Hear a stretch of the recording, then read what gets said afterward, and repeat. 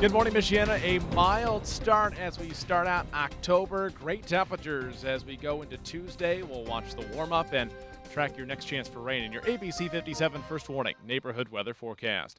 ABC 57 News continues right now. Covering South Bend, Elkhart, and all of Michiana. This is ABC 57 News at 6:30. Breaking this morning, for the first time in nearly 2 decades, the U.S. government is now partially closed. Plus, why a pool? I mean, it doesn't make any sense. It really doesn't. in Goshen, a controversial renovation project includes a brand new swimming pool, but lacks what many parents are calling some much-needed transportation. And 6:29 right now, and we're live from the University of Notre Dame, and we are going to have a live look from campus right there, where ABC News is kicking off a month-long pink campaign this morning. Good morning, Michiana. Welcome to ABC 57 News. I'm Emily Pritchard. We've been following new and developing stories overnight. But first, ABC 57 First Warning neighborhood meteorologist Tom Coombs. He's joining us outside this morning with a look at our Tuesday forecast. Good morning, Tom. Good morning, Emily. Temperatures right now still in the 60s. It's a great start to the day, and we're going to see temperatures make a run towards 80 this afternoon. Here's the plan for the next couple of hours. So if you're headed out to go pink for GMA out on the Notre Dame campus at the Hesburgh Library, temperatures in the mid-60s through mid-morning, and then we'll run up towards 70 by noon. Again, a fantastic start to October. Temperatures in the 80s the next couple of days, but rain is looming. I'll tell you when that arrives, coming up in your ABC 57 First Warning neighborhood weather forecast. Emily? The American people don't want to shut down, and neither do I. But unfortunately, that's exactly what it's come to. Right now, parts of the federal government are officially shut down after an all-day game of legislative ping pong stretched into the early morning hours. Democrats and Republicans failed to reach an agreement on how to keep the government funded. And now, with government offices closed and non-essential personnel furloughed, no clear resolution is in sight. Well, all night and into the early morning, people have taken to social media to express their concerns over the government shutdown. Now, we asked a few of you on our ABC 57 News Facebook page how you felt about the shutdown and how it will affect you.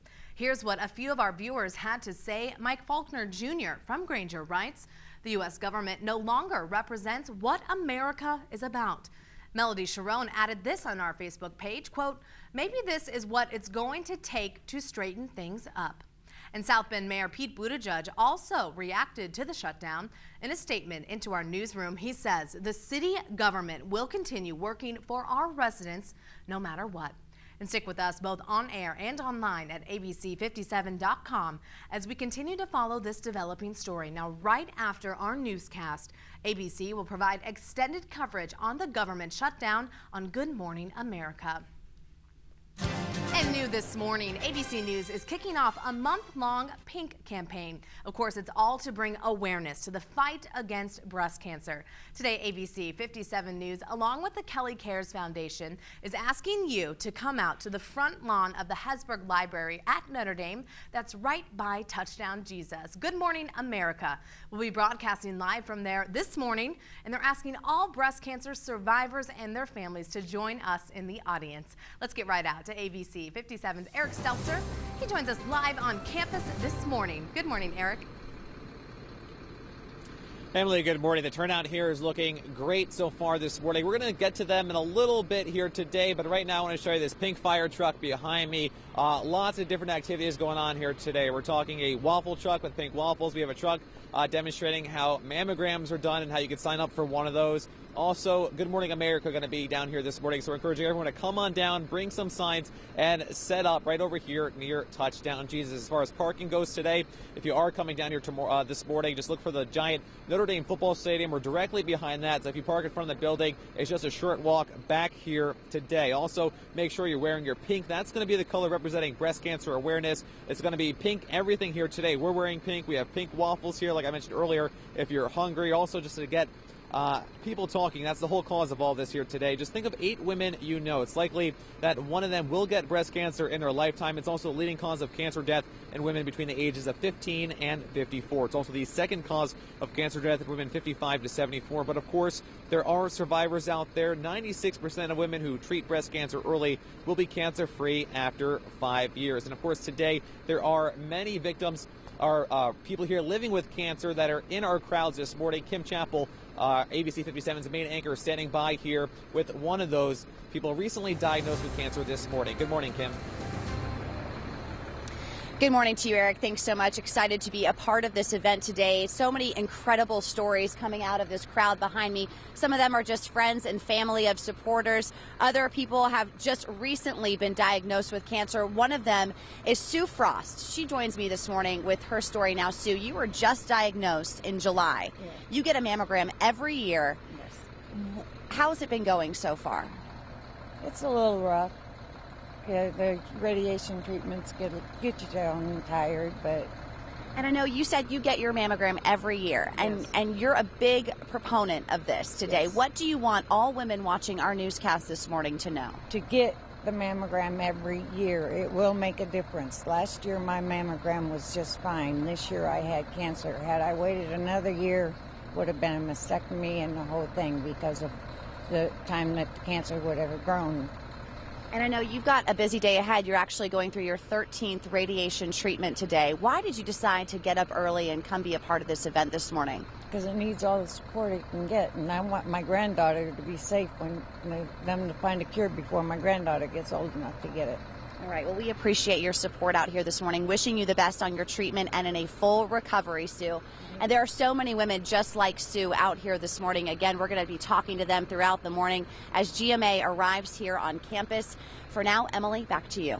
Well, thank you, Kim. Well, the nuclear plant in Bridgman will start refueling after running at full capacity for a year and a half. Unit 2 of the Cook Power Plant will begin refueling for its 21st fuel cycle at midnight. Now, over the last 18 months, the unit generated more than 13,000 gigawatt hours of energy, and that unit will be out of commission while crews work on the refueling process. And if you're interested in temporarily working for MDOT, listen up. Today kicks off the final information session for people seeking temporary transportation maintenance jobs. Now, it starts at 6 o'clock tonight at Michigan Works in Benton Harbor. MDOT is looking for maintenance workers from November through March, and that job pays about $19 an hour. And this morning, Indiana Governor Mike Pence will join Hoosiers right here in St. Joseph County starting at 11 this morning. He's set to chair the third quarter Indiana Economic Development Corporation board meeting.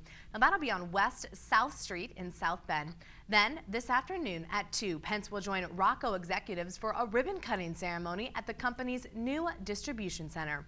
Of course, that's also in South Bend on Dillon Drive.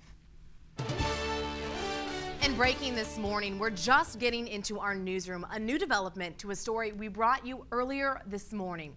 Kosciuszko County Sheriff's Office has determined the remains found in a wooded area near Warsaw on Sunday are that of Aurora Shoemaker. Now, Shoemaker has been missing since August of 2012. And officers say the investigation into her death is ongoing, and we're expecting to get more information when her autopsy is completed on Friday. Well, a new project at Goshen Community Schools includes a new pool, but lacks some much-needed transportation for parents struggling to get their kids to class. I think the pool should take a back burner, to be honest. The time right now, 6:37, and straight ahead, details on the controversial multi-million-dollar renovation. And find out why fast food drive-thrus actually are slowing down times. And out there this morning, temperatures still in the 60s right now. A mild start across Michiana will plan out the rest of your day. Your ABC 57 First Warning Neighborhood Weather Forecast.